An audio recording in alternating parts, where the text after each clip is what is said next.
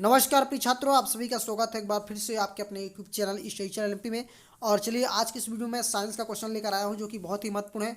यदि आप 9th 10th 11th 12th किसी भी क्लास में हो, बेसिक चीज़ बताने वाला हूं और एग्जाम की दृष्टि से महत्वपूर्ण क्वेश्चन बताने वाला हूं, जो कि हमारा टॉपिक है आज का परमाणु संख्या और परमाणु द्रव्यमान संख्या। ठीक है, तो देखिए यहाँ पर लिखा हुआ है परमाणु संख्या, पहला पॉइंट हमारा, और दूसरा हो जाएगा द्रव्यमान संख्या। ठीक है, तो बहुत ही आसान तरीके से बहुत ही बेसिक चीज़ आज हम समझने वाले हैं और एग्जाम में कई बार पूछा भी गया है और आपके लिए बेसिक चीज़ भी है, इसलिए आप इस वीडियो को पूरा तक देखें। ठीक है, यदि नहीं है तो चैनल को जरूर सब्सक्राइब कर बेल आइकन प्रेस कर लीजिएगा। तो चलिए स्टार्ट करता हूँ।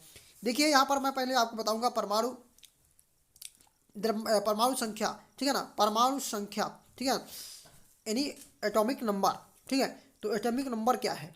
तो देखिए, एक परमाणु के नाभिक में, समझिएगा, एक परमाणु के नाभिक में यानी किसी भी परमाणु के नाभिक में उपस्थित प्रोटॉनों की कुल संख्या क्या कहलाती है? परमाणु संख्या कहलाती है। और परमाणु संख्या को हम जेड से प्रदर्शित करते हैं। किससे? जेड से प्रदर्शित करते हैं। ठीक है ना, समझिएगा, कोई भी परमाणु है, किसी भी तत्व का परमाणु हो गया, कोई भी परमाणु हो गया, ठीक है ना, मतलब एक परमाणु के नाभिक में उपस्थित प्रोटॉनों की संख्या। अब आपको पता होना चाहिए कि किसी भी परमाणु के नाभिक में दो प्रकार के कण उपस्थित होते हैं। एक हो गया प्रोटॉन जो प्लस आवेश होता है, एक होता है न्यूट्रॉन जो आवेशहीन होता है। ठीक है, और जो इलेक्ट्रॉन है ना, वह परमाणु नाभिक के बाहर जो कक्षाएं होती हैं उनमें घूमता रहता है, चक्कर लगाता रहता है। ठीक है, तो नाभिक में, परमाणु के नाभिक में दो प्रकार के कण, प्रोटॉन और न्यूट्रॉन, जबकि नाभिक के बाहर कक्षा में इलेक्ट्रॉन घूमता है जो कि ऋण आवेश होता है। ठीक है, ये आपको पता होना चाहिए।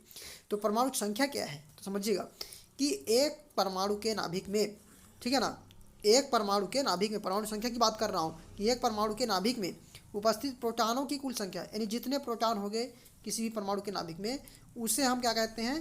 परमाणु संख्या कहते हैं। ठीक है ना, परमाणु संख्या या एटॉमिक नंबर कहते हैं इंग्लिश में। और इसे हम जेड से प्रदर्शित करते हैं। जेड क्या है? यानी परमाणु संख्या किसे दर्शाते हैं? जेड से दर्शाते हैं। उदाहरण के लिए समझिए कि हाइड्रोजन के लिए जेड बराबर 1, क्योंकि हाइड्रोजन परमाणु के नाभिक में केवल एक प्रोटॉन होता है।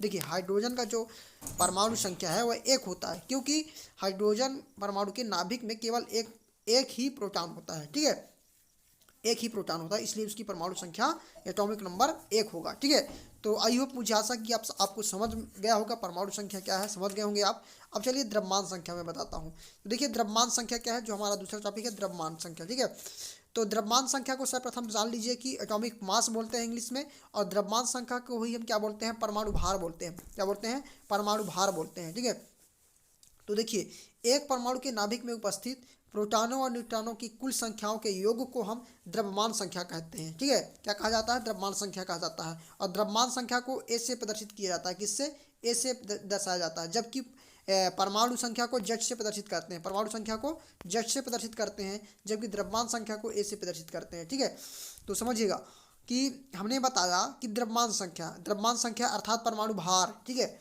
तो एक परमाणु के नाभिक में किसी भी तत्व का परमाणु हो चाहे, तो एक परमाणु के नाभिक में उपस्थित प्रोटॉनों और न्यूट्रॉनों की कुल संख्या के योग को हम द्रव्यमान संख्या या परमाणु भार कहते हैं, एटॉमिक मास कहते हैं। ठीक है, ये हो गया इसकी परिभाषा। और इसे हम जेड से प्रदर्शित करते हैं। किसे? एटॉमिक मास को, या द्रव्यमान संख्या को, या परमाणु भार कह सकते हैं। ठीक है, अब समझिएगा थोड़ा एग्जाम्पल के तौर पर, उदाहरण के लिए, जैसे उदाहरण के लिए कार्बन का द्रव्यमान, ठीक है ना, 12 यू है, क्योंकि इसमें 6 प्रोटॉन और 6 न्यूट्रॉन होता है। ठीक है ना, यानी 6 प्रोटॉन और 6 न्यूट्रॉन, जितने प्रोटॉन उतने न्यूट्रॉन, मतलब 6 6 दूनी 12। ठीक है, इस प्रकार एल्यूमिनियम का द्रव्यमान 27, क्योंकि इसमें 13 प्रोटॉन और 14 न्यूट्रॉन होते हैं। तो दोनों को जब हम जोड़ देते हैं तो द्रव्यमान संख्या का आ जाता है, यानी परमाणु भार आ जाता है। और प्रोटॉनों और न्यूट्रॉनों का योग ही क्या कहलाता है? परमाणु भार या द्रव्यमान संख्या, एटॉमिक मास कहलाता है दोस्तों। ठीक है, अब समझिएगा दोनों में अंतर क्या है। कि देखिए, दोनों में अंतर क्या है कि परमाणु संख्या में हमने क्या कहा?